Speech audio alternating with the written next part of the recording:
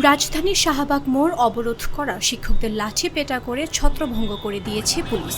এ সময় জল কামান ও কয়েকটি সাউন্ড গ্রেনেড ব্যবহার করা হয়। দর্শক, আমরা দেখতে পাচ্ছি যে জল কামান দিয়ে কিন্তু ছত্রভঙ্গ করার চেষ্টা করা হলো। শিক্ষকরা কিন্তু সড়ক অবরোধ ছাড়ছেন না। মঙ্গলবার দুপুর 1:50 দিকে আন্দোলনকারীদের ছত্রভঙ্গ করে দেয় পুলিশ। এর আগে দুপুর 1:20 শাহবাগ অবরোধ করেন তারা। তাদের দাবি, প্রাথমিকের তৃতীয় ধাপে সুপারিশপ্রাপ্ত 6,531 জনের অনতিবিলম্বে যোগদান নিশ্চিত করা, এনটিআরসি এর নিবন্ধিত নিয়োগ প্রত্যাশী শিক্ষকদের নিয়োগ নিশ্চিত করা। এনটিআরসি এর নিয়োগ প্রত্যাশীরা বলছেন, শিক্ষক নিয়োগ চক্রে আবেদনকৃতদের বৈষম্যের শিকার ও সিস্টেম দুর্নীতিজনিত কারণে তারা নিয়োগ বঞ্চিত হয়েছেন।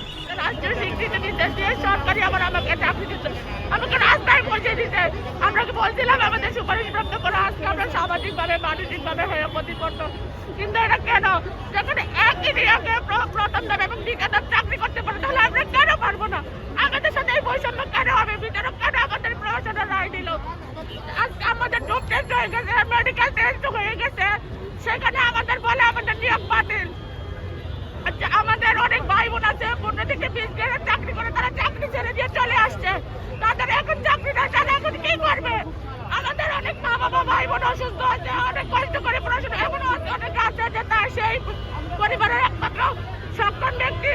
আমরা শুধু কিচ্ছু চাই না, আমরা শুধু আমাদের দাবিটা, আমরা শুধু চাই আমাদের যোগদান দিয়ে দেখ, আমরা চলে যাই, আর কিচ্ছু চাই না। তাদের দাবির পরিপ্রেক্ষিতে 1 থেকে 12তম ব্যাচে উত্তীর্ণ যোগ্য নিবন্ধিত শিক্ষকদের ডেটাবেস পৃথক করে এন্ট্রি লেভেল বয়স বিবেচনা করে এবং বিগত 17 অক্টোবর ও 23 ডিসেম্বরের প্রধান উপদেষ্টার পক্ষে এপিএস সাব্বির আহমেদের প্রতিশ্রুতি অবিলম্বে বাস্তবায়ন চান তারা।